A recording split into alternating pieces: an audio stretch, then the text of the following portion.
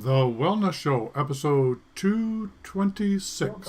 Welcome to The Wellness Show, a podcast on health and wealth. I'm your host, Tyhson Banighen, the founder of the Extraordinary Healing Arts Academy.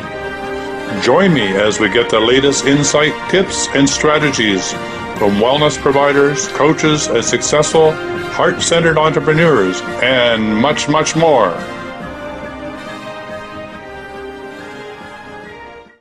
So am I going to introduce it and say, hi, this is Amy. Okay. Welcome, everybody. We're having a session here with Amy Jo Ellis, an update, and we're talking about the latest, which has to do with clearing entities and all other things that go bump in the night. So I'm very excited about this conversation. So before me is a chart, and we're going to be talking about this chart, and it will be available with a link for those that want to follow along. So you can just download it and follow along. Oh yeah, that'd be great. What I'm doing, I went and I saw the movie. Well, I'm gonna digress. I wish I had been well thought out what it was I was gonna say, but I had kind of been looking at the theory that the soul can be out of the body, right? And then we're putting the soul back in the body at times. And one day I was putting the soul back in the body, and I was recognizing I do this a lot for this person. And so they even though we're grounding them and we're doing, everything we can to put them back in their body, that, repeatedly they're out of their body. Yeah. I always say if somebody bursts your bubble, Yeah. you can get, something scares you or shocks you, you get knocked back out. Well, I was thinking about Raymond Grace and him saying that the spirit of water refuses to go back in the water if the water has greed in the water. If the spirit of greed is in the water, then the spirit of water refuses to go back in. And so I got to thinking about it, and I thought, my gosh, when the soul is out of our body, are we too toxic with negative emotions that our soul just doesn't want to be in here? Wow. And so I started playing with that and having much better success, purging ourselves with light and with all these, purging myself, with divine, pure, holy love, which is, of course, John Living. But I think he might have another way of saying it. So part of it's Abraham, part of it's John Living. But I just start purging ourselves with love. And so that's part of the little puzzle that I found. Then the other one was I went to see a movie called Shazam. And it's a very silly, fun movie where this kid gets superpowers, and the 7 deadly sins get released upon the earth. And the 7 deadly sins, if I can count them without my chart, if I get lost, just look down. It's the chart. It's greed, gluttony, envy. Go on, tell me what they are there, Tyhson, because I'm not they're reading my greed, chart. gluttony, envy, lust, sloth, wrath, and pride.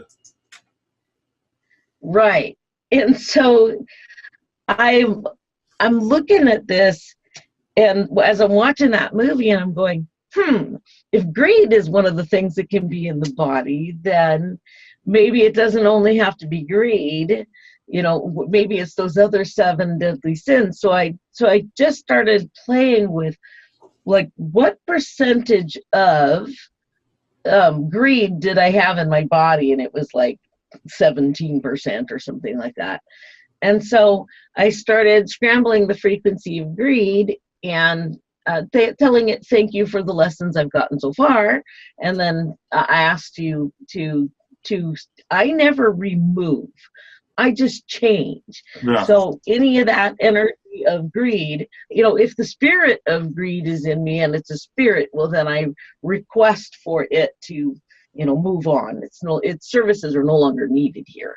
But any residual effect and energy of greed, I scramble that frequency and I change it right where it is, and I change it into generosity.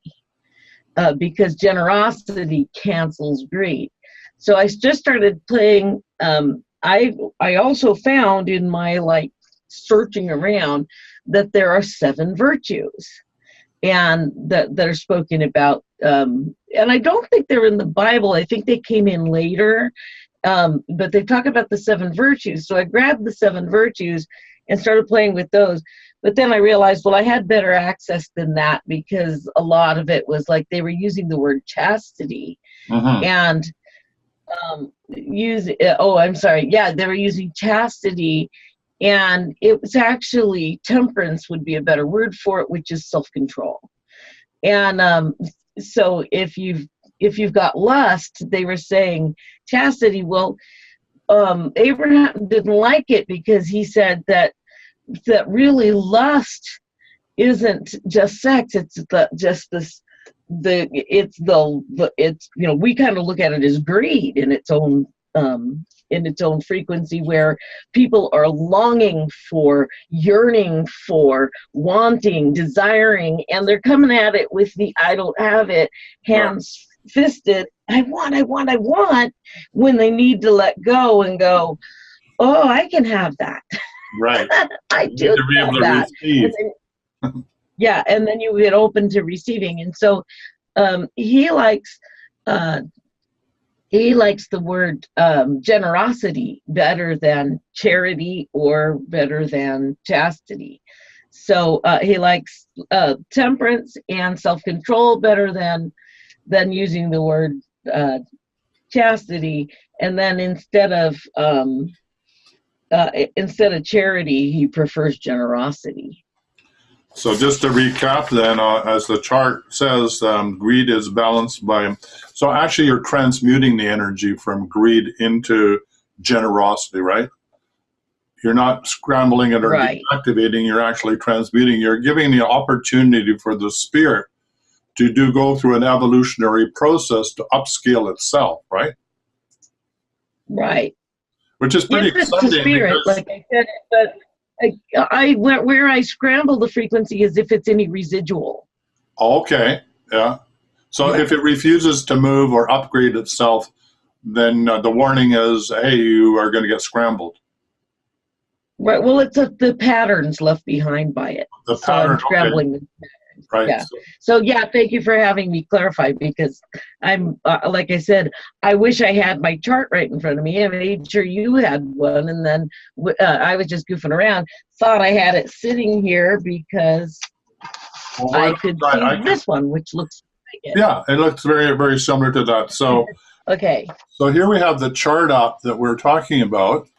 And so you were talking about that each one of these deadly sins, or how we want to describe them, which come from the Bible, can be balanced or upgraded or transmuted, however we want to use the right words, say from greed to generosity. Is that correct?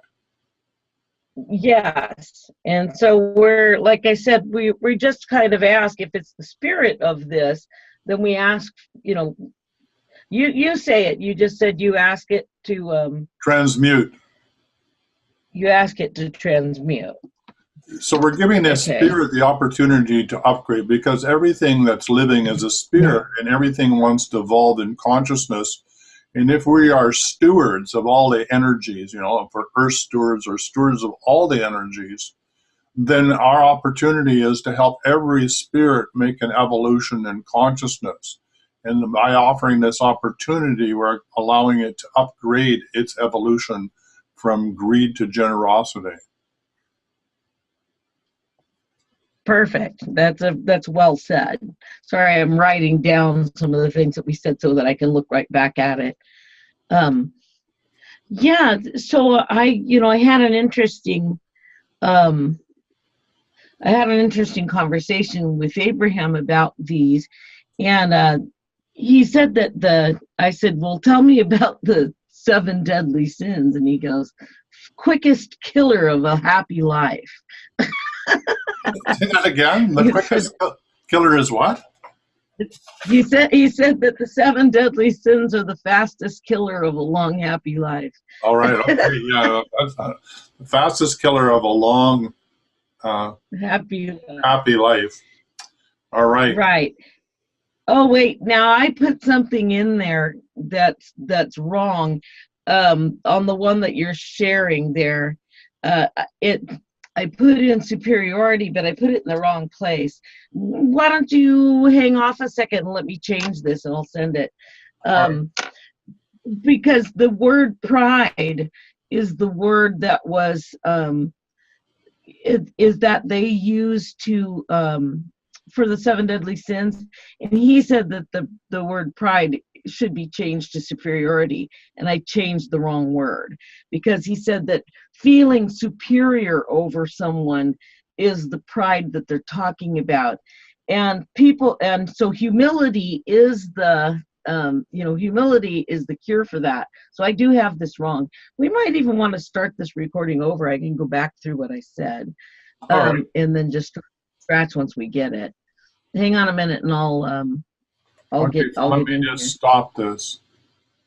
Yeah, just go ahead and stop that. And I'm going to go snag it, whatever I did with it. All right. Great. Oh, that's yours. That's the reason I can't find it. So welcome, everybody. I'm really excited to have a conversation with Amy Jo Ellis and be brought up to date in their latest activities with the messages that she's receiving from Abraham. And we're talking about the 7 deadly sins and how they affect us.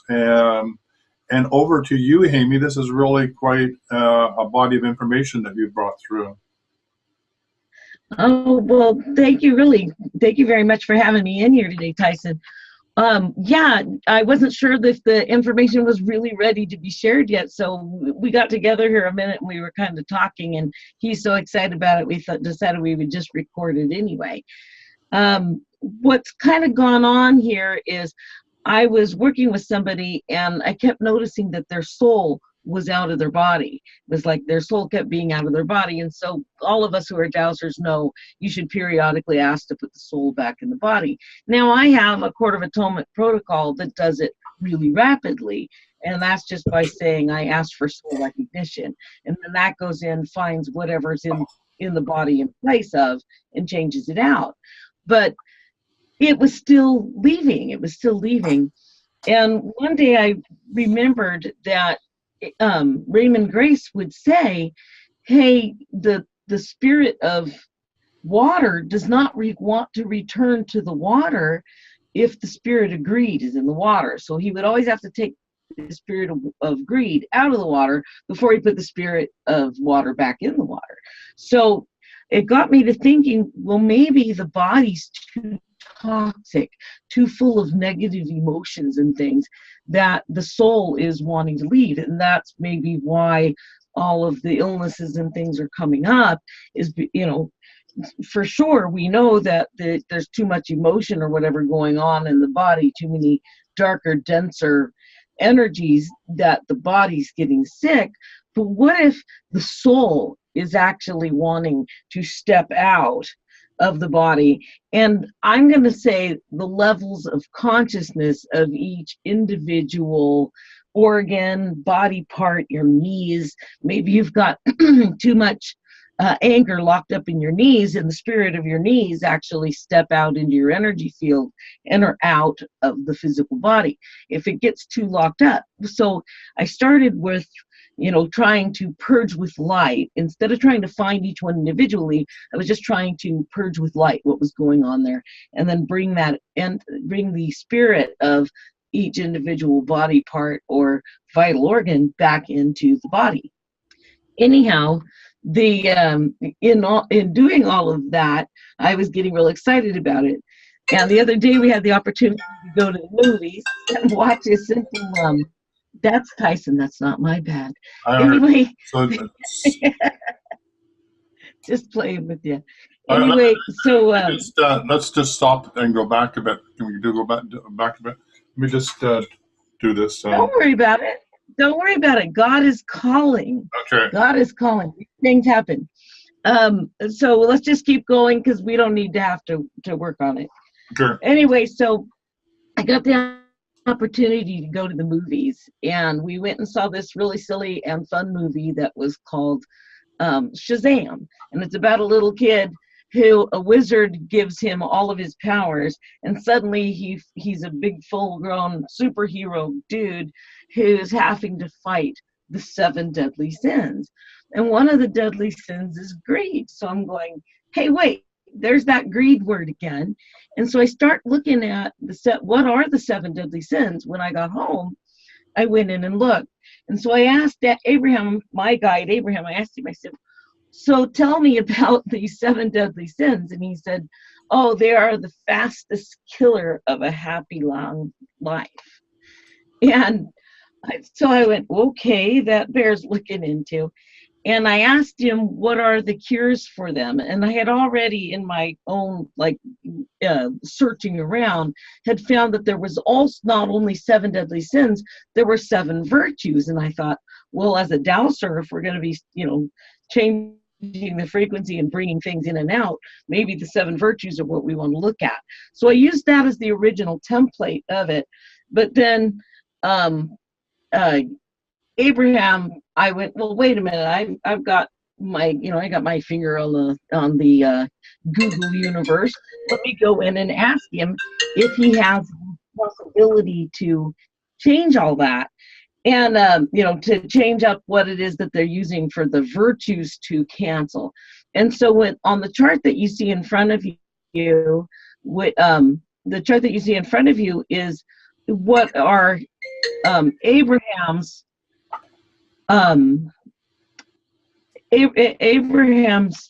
what he says are the cures for the 7 deadly sins. So he's like saying, if you've got too much greed in your system, then you choose generosity would be the cure. And so like the original word there, it would have been charity. So as a 7 virtues, charity, I don't know, there's a slight difference between charity and generosity, but I think that we've taken charity to be more like, tithing. And Yes. whereas, right, so we've taken charity to be more like tithing, and generosity is just being generous all the time.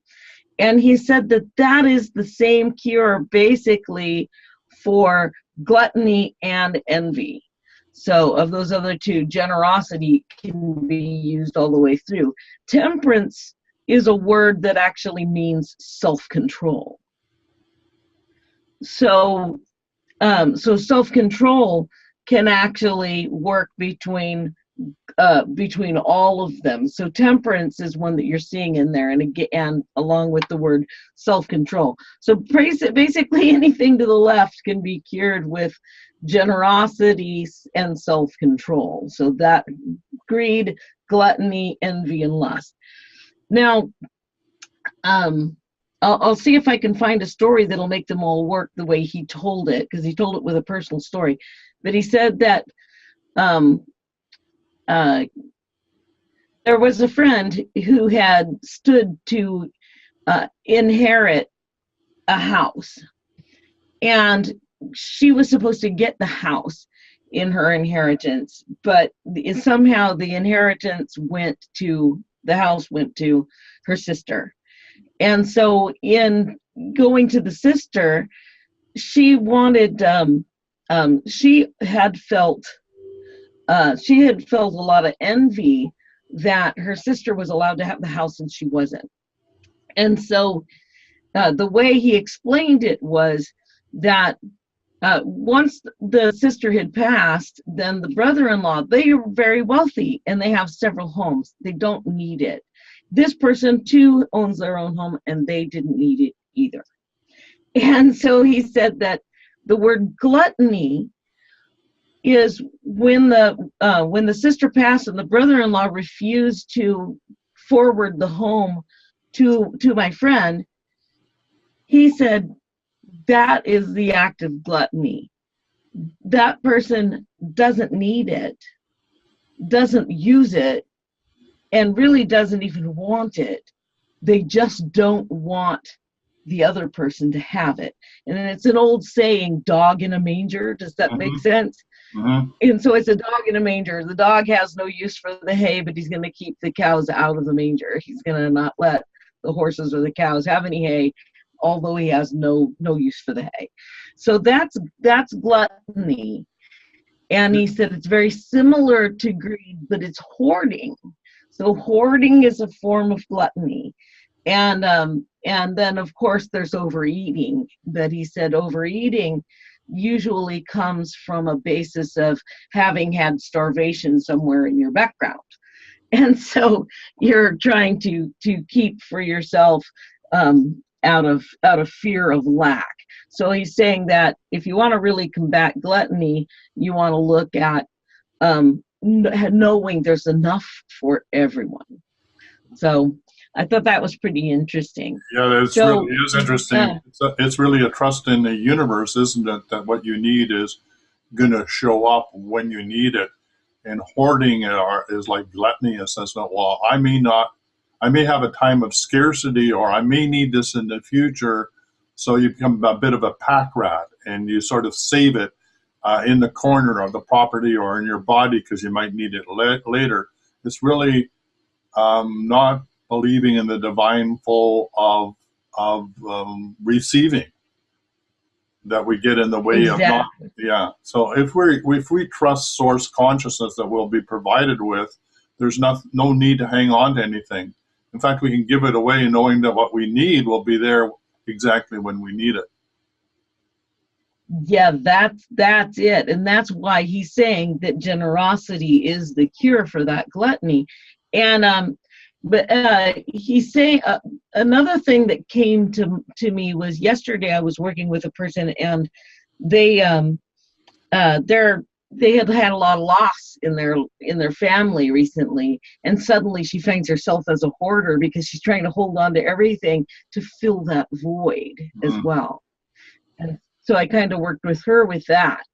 With there's enough, and I recognized it from this chart, having gluttony be the thing, and then having again, this says temperance, which is self-control, but we could also add to that more the spirit of, he said it outright, knowing that there is plenty.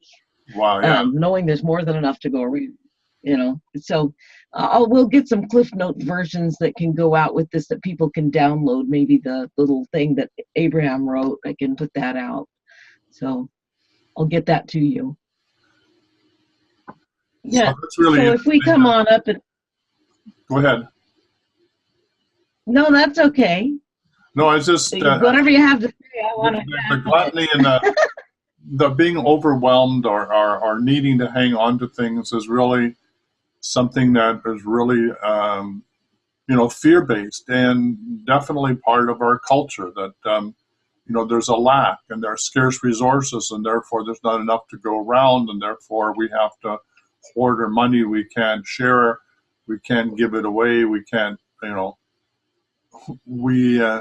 we just need to hang on to it, whether it's the weight because we may starve later on, or whether it's the, our office, we may need that book, or we may need those papers. So we live in clutter as well. So clutter and being a pack rat and also being overweight are all interconnected with this whole concept of gluttony, and learning how to trust that you're always in the right time and the right place to receive exactly what you need in that moment. Right, exactly. I did find in working with people, it's not on this chart, but I did find in working with people that a lot of weight problems come from having had times of real lack in, and I don't use past life. Abraham always talks about ancestorially. So, that he's saying that in your lineage, in your family lineage, having had famine causes that, causes the weight gain even more than like overeating. Because he's like, I don't eat anything. but I do know that my family has gone through some pretty serious famine era, periods. We lived to tell the tale. We're here now. So, but I don't know how many people have died in my family of famine in the background that energy carries over. And so, it's like, we'll go out to dinner and I eat like 7 bites of food. That's it. And other people can eat an entire plate of food, but I just feel full and like I can't eat anymore. And yet I am overweight and still struggle with it, and I barely eat at all. And people observe it, and I hardly eat sugar. So it's like, well, where is this coming from? Right. And so I've disconnected from the ancestry a bit, and I've kind of plateaued as to where I am, but I don't see it going back down.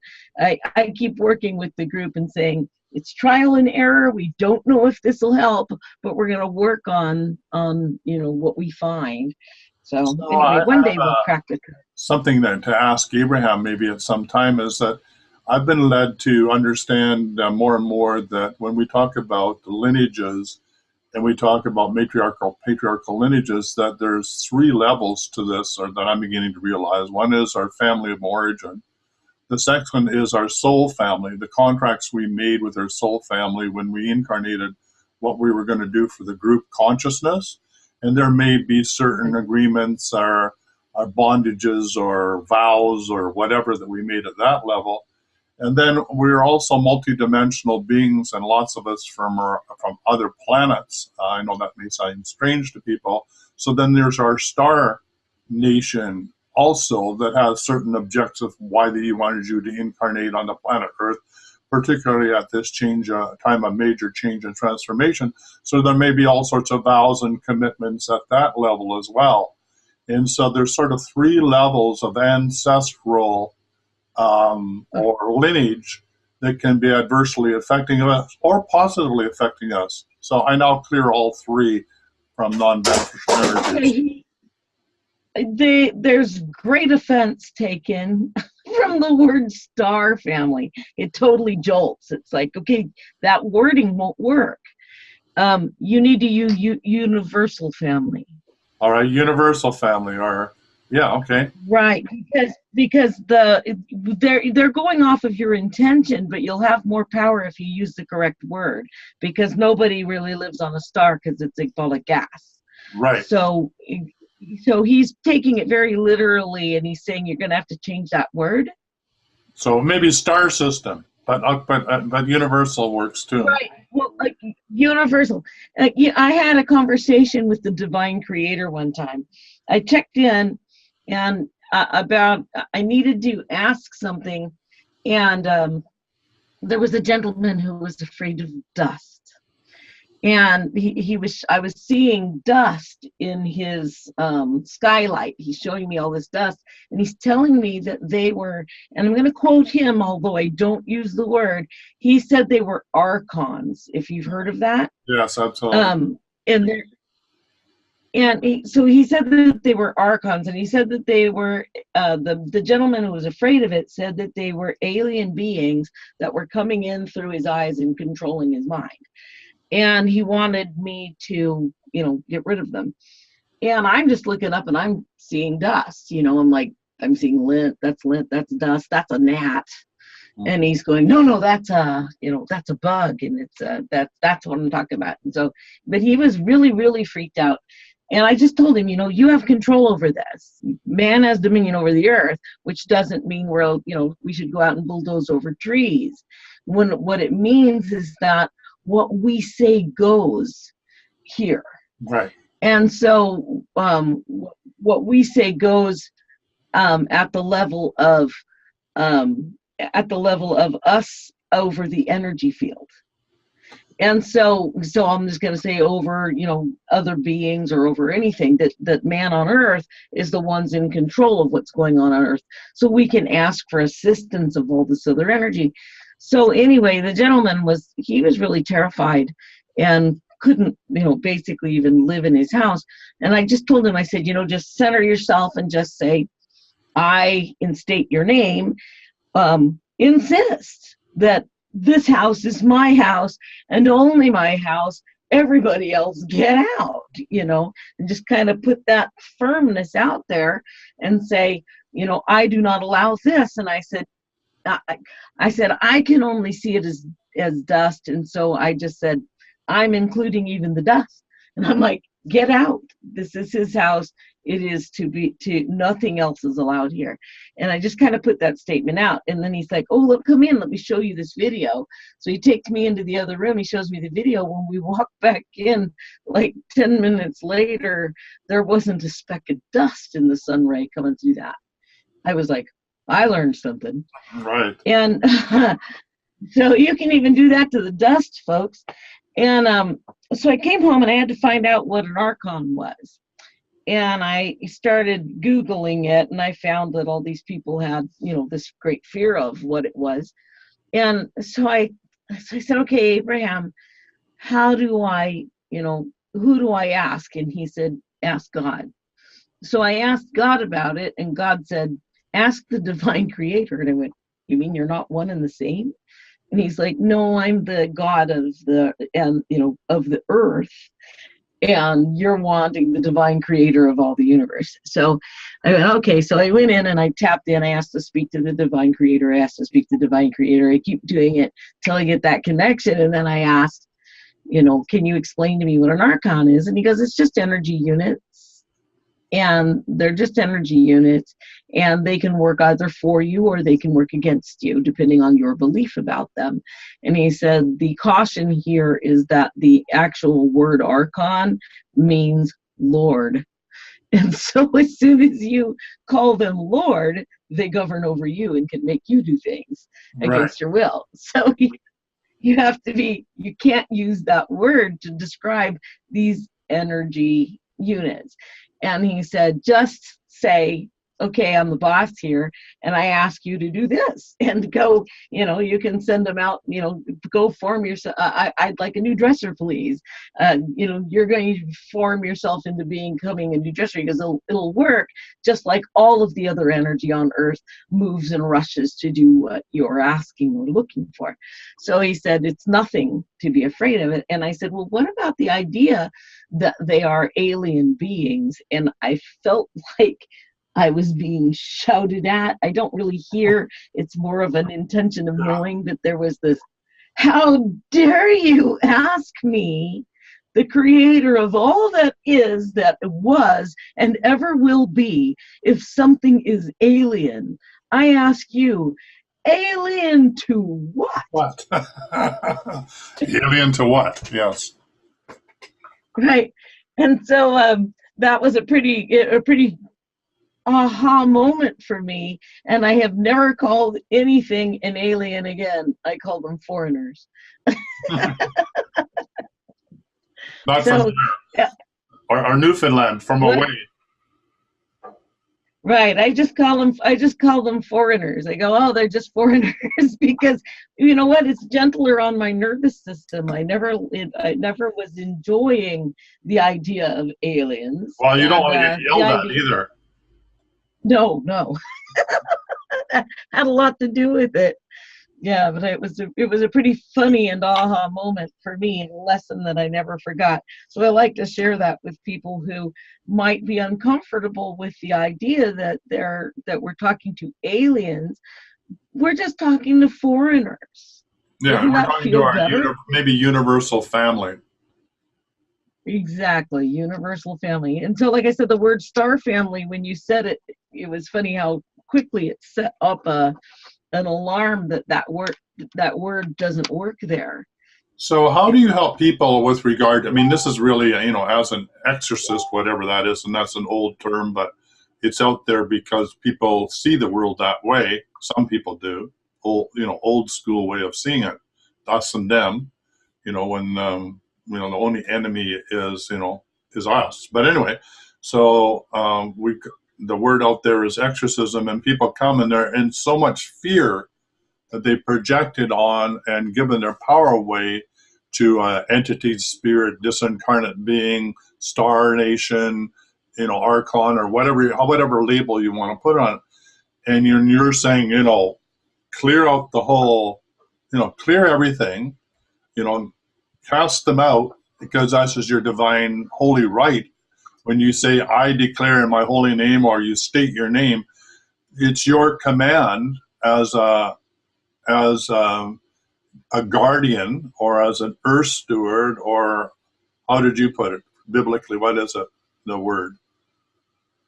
Oh, I'm not even sure. Well, I mean, dominion. I have dominion, and therefore, as having dominion over all of creation, when I declare in my holy name, or I state my name, then I have a right to clear this. So be gone, right?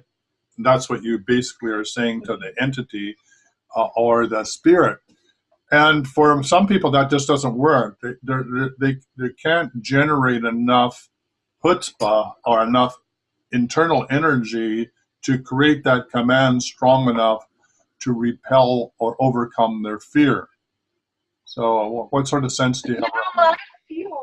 I feel when you're saying that when people don't have that kind of power, they're separate from their name, that they've actually gotten like conflicts within their name that keep them from being able to access that power. And so, I have the whole name clearing class, which is extremely popular, but one that's a little harder for me to do, so I don't do it all that often. But I'm working on creating something that they can go through it themselves and really clear the name. Because what'll happen is, let's just say, okay, people are named after one another, right? And so you're named after your grandfather, you're named after your uncle, or you're named after your mother's best friend, or people are named after people all the time. And that energy can get pretty convoluted as to who is the person talking to, right. And can become because in the parent's mind they named them after this person, so it's almost like it divides that energy a bit when they shout the name. And a visual that I have for that is one time my brother and my sister and I were on the same soccer team. Our last name was Richards, and there was another family in the area named Richards, and a brother and sister. They were on the opposite soccer team, and we're all running on the field playing, and the coach yelled, "Richards!" and the entire field came to a stop and looked at him. Who was he talking to? And so just like that, if it can be that convoluted right there, how convoluted can it be throughout the years, as one father is named after, the son is named after the father for generations? How much of that energy is getting stuck in there? And so I just have people go in and, I use the Court of Atonement and say, I ask to place myself on a full Court of Atonement for the purpose of purifying and sanctifying my name and making it only my own. That's the tip of the iceberg, but that'll pull it off. Yeah, absolutely. And as a matter of fact, I'm doing that as well. I'm doing that as well. And yes. Clearing, I start that off as you need to clear your name. And so I'm going to put the video interview that we did together around your name as a reference point for them to learn how to do that. So it's really important that if your calling card to the universe isn't clear, and it's got your mom and your dad and your aunt and your uncle or wherever the name came from, the universe doesn't know who they're talking to. So it's important to really have your credentials cleared. So I agree with you totally. Yeah, I kind of put it this way. I used to go to I've been to the hospital in Puerto Rico, and they took my name was Amy Jo Ellis, and when I got my driver's license, they put me back to my maiden name, Amy Jo Richards. And so I ended up with 2 sets of files at the hospital, and they could never find what it was they were looking for because it was always in the other file. I finally had them merge the 2 files together and, hyphenate the name and put the 2 files together. So it's kind of like that. It's so that our information gets kind of scattered about if we don't condense it and get in alignment with our name. So putting those two, possibly even 3 files at the hospital back into only one file, we did much better. So Yeah, absolutely. that's the same kind of thing. It's like having 2 Skype addresses. Who's calling who, right? Or they're calling you, but it's on Skype. I mean, it just gets crazy. You gotta, bring the 2 together, or cancel one of them, or do something, right? Right. Let's go back to looking at this chart that we had. Yeah. Because what we were talking about is that if the spirit of these things are in our body, the ones in the lighter blue ring, those are what Abraham calls the quickest killer of a long, happy life.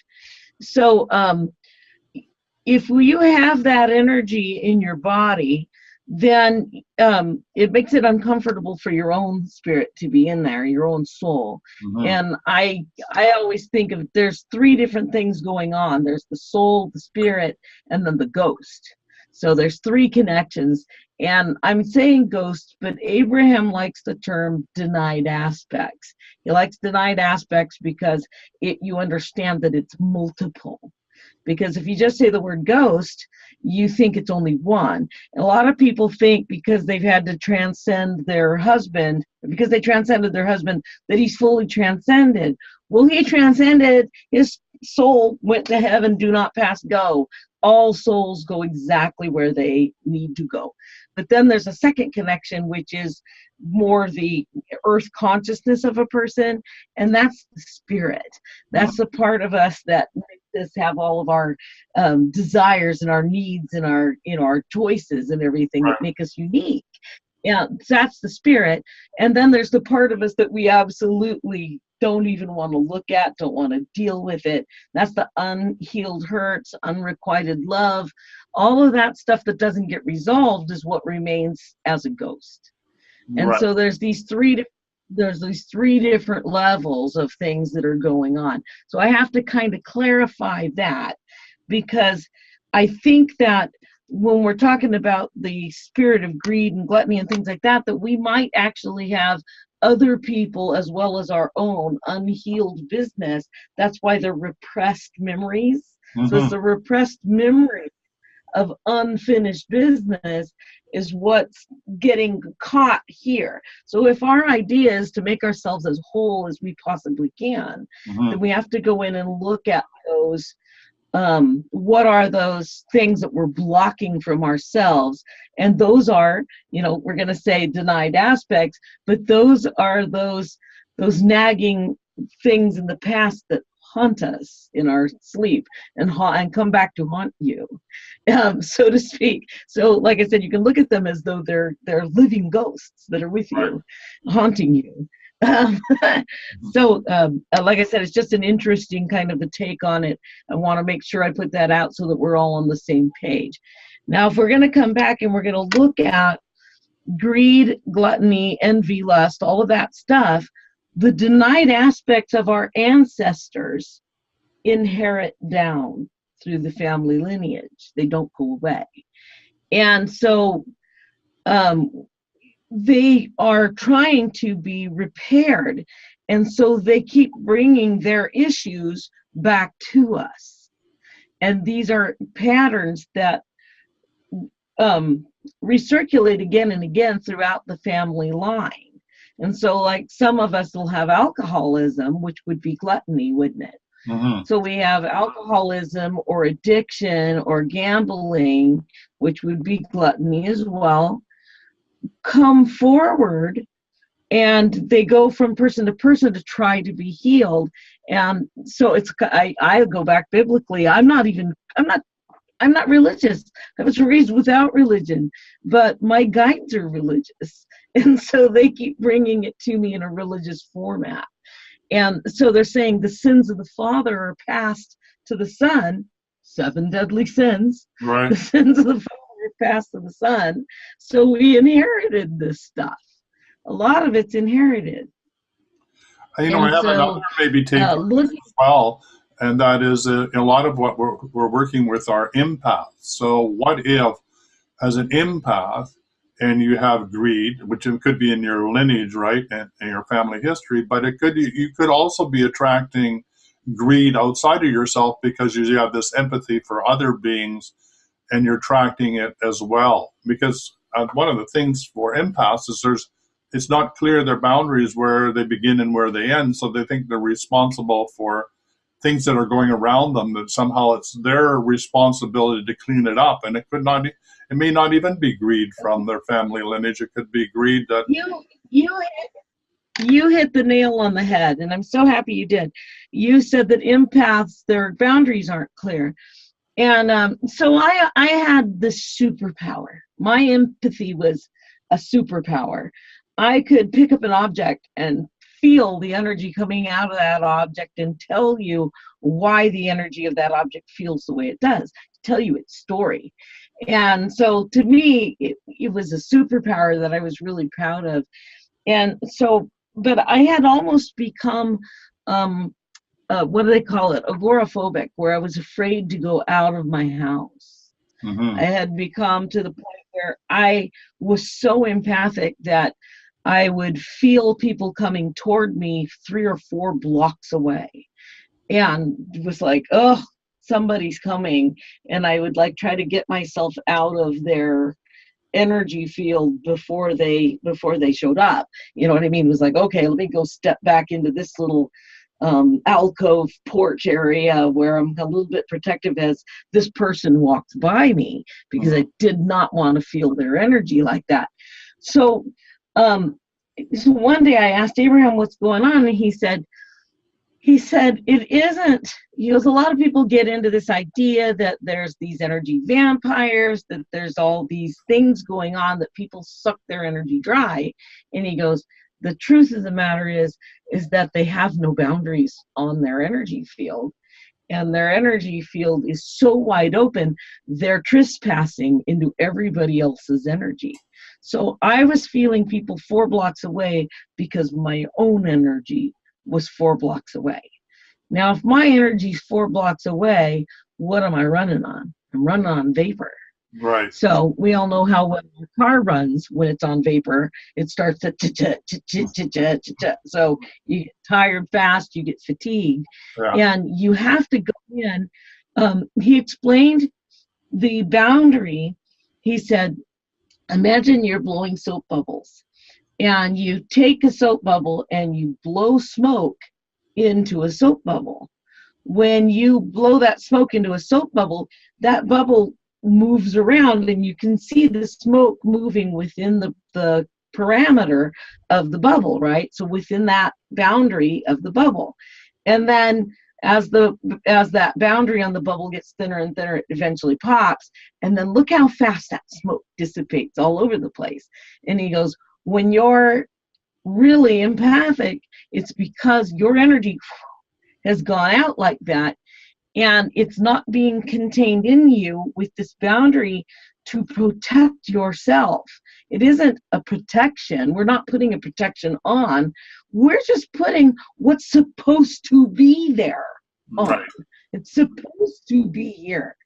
And so I have a whole blog that's called Building Better Boundaries on amyjoellis.com. It's really easy to look it up, amyjoellis.com, Building Better Boundaries. If you go in and you say that boundary protocol when you go to bed at night and you wake up in the morning, going to Walmart or going to Target begins to feel a whole lot more comfortable, because you don't feel everybody else's stuff. You're shielded in a way, but it isn't, like I said, it isn't a shielding. It's just we have that magnetic pulse that repulses the things that aren't ours away. So it's that polarity that keeps us as our own unique space that we're supposed to have given to us at birth, Right. So anyway, and there's, in my opinion, there's 2 sets of shielding like that. And one of them is the encapsulation of the auric field, which is much tighter to you. And then the second boundary is further out at about 9 feet.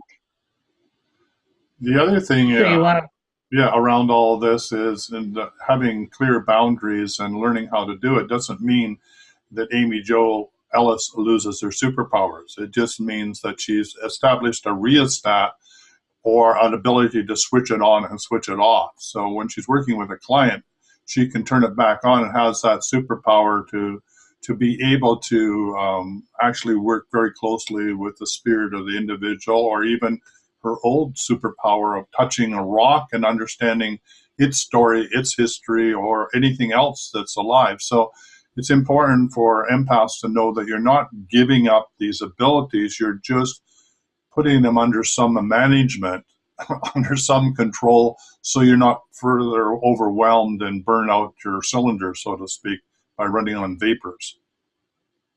Exactly. And it not only makes it be, like he said, you can turn it on, it even amplifies it. It makes it stronger because now you can zone, you know what it is you're intending to go for. Yes. And I'll tell you what, it's been so nice not feeling people coming at me in these big waves of energy. It's been such a blessing to do it. So like I said, for empaths, I really highly recommend the protocol. It's all based in the Court of Atonement protocol. So you might, if you're new to the idea of the Court of Atonement, it's basically the idea of taking your soul, putting it in a sacred space, and then asking for this to be, asking for this to take place. The Court of Atonement was given to me basically for taking, if there's a family conflict or there's a conflict somewhere, you ask this soul to meet this soul in a sacred space without the limitation of heavy emotions, so they can discuss what happened. And then once there's understanding and acceptance, then that energy comes down through you and it comes back, it comes back to you, and all of the problems of the past just fall away. We do have free will to pick it back up because we're very much alive, and maybe it's our issue, but a lot of the times it just works in a miracle. But you can do it with all levels of consciousness, and since everything's alive, you can pretty much do it with anything. So, like I said, I just needed to touch that if you go there and you find the Building Better Boundaries blog, that it is based in that Court of Atonement idea. Just call what you're seeing there. But I would recommend getting the booklet so you have great understanding. And that's all that's available. That's out there. Great. And also, So, there's the deep clearing protocol, which is another way of doing it, very similar. And more, I'm referring one to the other, so that you understand that these are two ways in which you can do this, right? One is you becoming conscious of being what it is that you want to do by clearing what you don't want and installing what you do want, which then retrains or reprograms your subconscious. The other is putting it onto the angelic level or into the Court of Atonement. And so it's sort of like one sort of from the upper level up and the others from the upper level down. And somehow they meet in the middle and help speed up the process of becoming a sovereign human being and having clear boundaries. So we really encourage you to do that if you feel overwhelmed or just feel out of sorts, or there's too much energy coming in, or like Amy said, you don't feel comfortable going out. There's just too much energy that's going on when you're at Walmart's or whatever. Then it's a good indication that you need to do this work for your own sake. yeah, and I want to say that the 21-day program of Tyhson's is probably the most complete thing I've ever seen. And I definitely, when I was first introduced to it, I did that. I did that protocol, and I was introduced to it not through Tyhson, but through actually a pendulum I had purchased out of Europe. Came with a little packet which had a website link on it, and I went there. It was really, that was a whole other story. But I had met Tyhson, and I had met you in here, and I think we'd already had an interview. And then I was asked, I was searching for the taw pendulums, and I found this other pendulum that wasn't a taw pendulum, but I ordered it online, and it came with this it came with, you should go in and do this 21-day program. And so I did. And I was doing it, being friends with Tyhson and not knowing it was his until I got down into it a little bit and went, wait a minute. I know this guy. So that was pretty good. It's a great story. What did you say? Yeah, it's a great story. Yeah, it was a slap up the side of the head, because once I got in there and got to looking, I had been trying to find, the whole reason for looking for a top pendulum was to find John Living's name, because I wanted to honor him with having saved my life, because of his teaching of how to use your tongue as a divining rod to go up for yes and down for no. I was laying in bed and I had this experience happen where I kept being woken up, and I finally asked, is someone trying to get my attention? And I just learned to do this tongue up. My tongue went up. Yes, somebody's trying to get my attention. And I went, am I supposed to go outside? Because it's the middle of the night. It's like 2 a.m. Am I supposed to go outside? And it's like, yes. And I was in the rainforest staying at a friend's house. And I was staying at a friend's guest house, and they were gone. And so I'm like, I'm supposed to go outside. Yes. And I'm like, okay, I get up, throw a robe on. And when I open my bedroom door to the living room, the house is filled with propane. Whoa. And I had lit the stove, but I didn't light I had turned the gas onto the stove and lit the stove, but it hadn't properly lit the pilot light, which I didn't know it had because mine was electric. And so I turned off the propane to the stove, and all of the vents in the house were already opened. So I just went outside on the porch and I opened the front door and allowed the house to air out for about 10 minutes. And about 10 to 15 minutes, I'm thinking, can I go back in yet? And my answer was no. And I was sitting out there, and like I said, about 15 minutes afterward, the apartment next door to that, the duplex, the next one over, the door opened and a guy walked out on his porch and lit a cigarette. Whoa. And the vents to my house were open to his porch, so he would have just exploded my house with me sleeping in it if John Living hadn't given that little lecture of having your tongue go up for a yes and down for a no, because I was so far groggy from the propane that I was really, really deep, and my guides, it took them like 6 attempts to get me to wake up. And when I finally asked, are you trying to get my attention? I might not have registered that subtle yes that we get, but my tongue went up and just hit the roof of my mouth and was like, yes. Whoa, okay, yeah, somebody is trying to get my attention. And then I kept seeing the outside, like go outside. So I'm like, you want me to go outside? Yes. Boom, hit again, got me out of bed, and I saved it. So kind of a cool thing. So anyway, I was trying to get John Living. Amazing. Yeah, so I was searching for taw pendulums because I knew he developed them.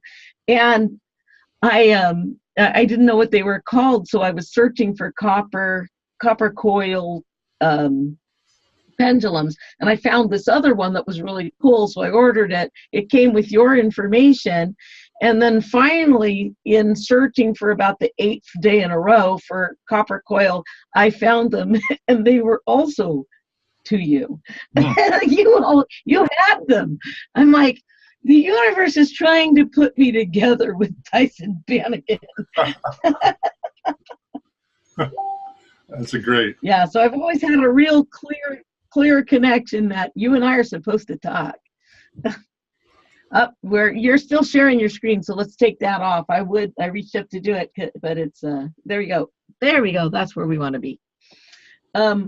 But if people are going to want to work with this chart, which we left up all that time, we didn't really go into saying that you want to, you can request for me, when I'm working on the name clearing thing, I'll say, I don't really even believe in the devil, and I don't believe in Satan, and I don't believe in all of that. That's not in my nervous system at all. But our family lineage does. Right. And so that makes it real. And so I'll always say, I invite in and you just see the whole room go, oh, what? I invite in the devil. I invite in Lucifer. I invite in and say, thank you very much. You guys are known for giving people what you want and giving them their power.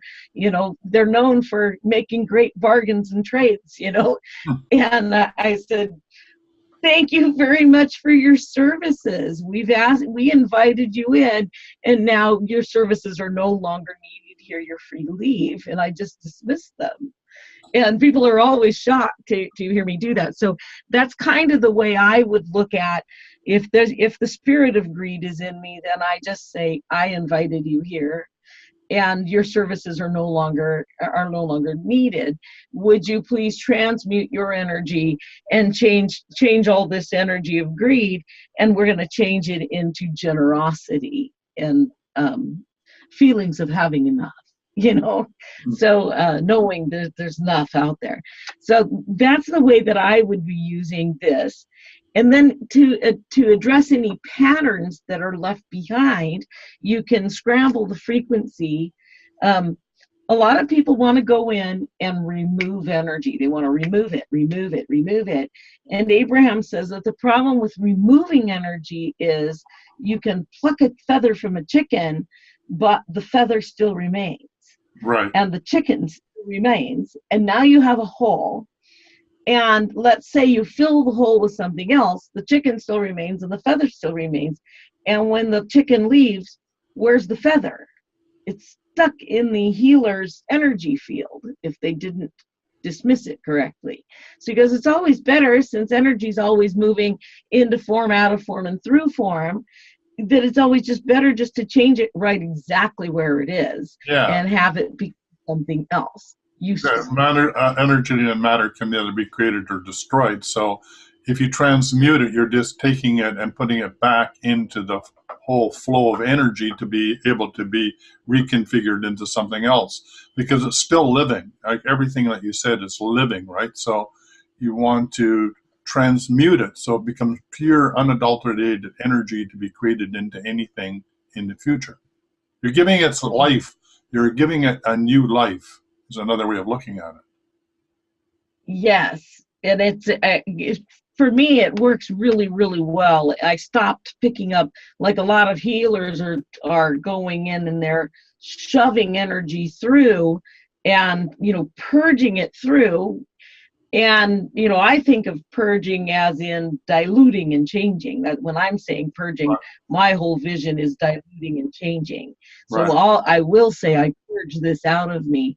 But it's like just putting so much sunlight in there that you change that old crystal doorknob into purple.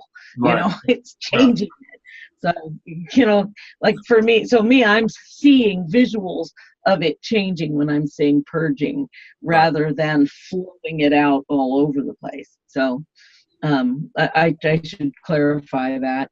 So yeah, so then the other thing would be, I'll take the pendulum and I'll say I'm scrambling any and all patterns. Mm-hmm. So scrambling the frequency of any residual patterns that are in, that might remain from having greed be in my system. I'll say greed, gluttony, envy, lust, sloth, wrath, pride, superiority. And I scramble any of those residual frequencies. And then I'm going to change those patterns into patterns of knowing there's enough, patterns of memory, having memories come to mind of when there's more than enough, that there's always more than enough. One of the greatest things I ever learned was I've always had more than enough. And the person who said it, I wish I knew who it was, had said, if there's any doubt that you're in lack and that you don't have enough, go look in the mirror. If you're still there, it's evident that you have enough. Right. And there's even more. That's right. And you can still get more. Yeah. Well, we're getting down to where I'm going to have to say goodbye here soon, but what a fun time we've had. And so, like I said, we're going to put that, we're going to put the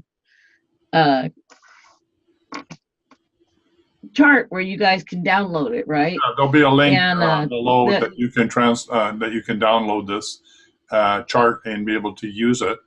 And your comments would be greatly appreciated as you move through using this chart. I'm quite excited by it. I can see multiple levels of value in this. As I said before, it's very interesting because the Dao is based on these same principles as well.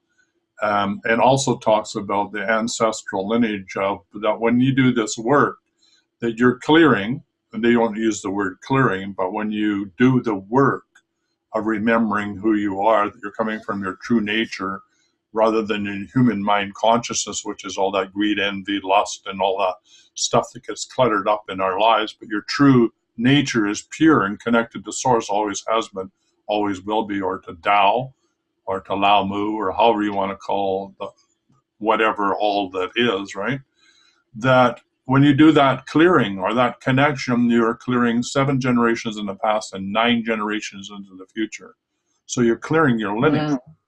So, you know, if you think about when you do this work, your ancestors' spirits, those aspects, that human consciousness that's still earthbound is showing up because they want to have this experience of being released as well. Yes, and they come to me. It's really funny because after I'll work with somebody, their ancestors will come to me, but so do the souls of their living relatives, and it always blows them away. I'll be like, "Who's Mark?" And they're like, Mark's my brother or my nephew. And I'm like, well, his soul is coming and saying thank you for this. And they're like, but he's alive. And I'm like, the soul of the living can come to me as easy, or maybe even easier than the souls of the dead. I don't know the thing, but it's a very confusing thing. People are always like, hey, you can't be talking to him, he's not dead. But it's like, oh, no, their soul is definitely big enough to come and talk to me. So yeah, absolutely. I mean, absolutely. When you're doing the Court of Atonement, you're asking souls to talk to souls is really what you're doing. And so, yeah, right. You can definitely, I call it star walking when I go and talk to a soul at night and ask permission to enter its field. And then I have a conversation with it, and transformation can occur because we had a soul conversation, and the physical body doesn't need to know that. It will, like you say, from the Court of Atonement, it will come down into the physical level at the right time and right, opportunity will filter down. But yes, you can have soul communication, and it's very, very effective. Right, exactly. So anyway, like I said, I got to get going. I'm supposed to have somewhere to be. All right. So it was great to have this conversation. Thank you very much. This is Amy Jo Ellis. We've been talking about the 7 deadly sins, but let's take it from the 7 deadly sins to the 7 wonderful virtues that can transform who you are into who you want to be in the shortest amount of time. So have fun with this. I always try not to talk about the negative side of things, and so yeah, I did name the title it's called the 7 virtues.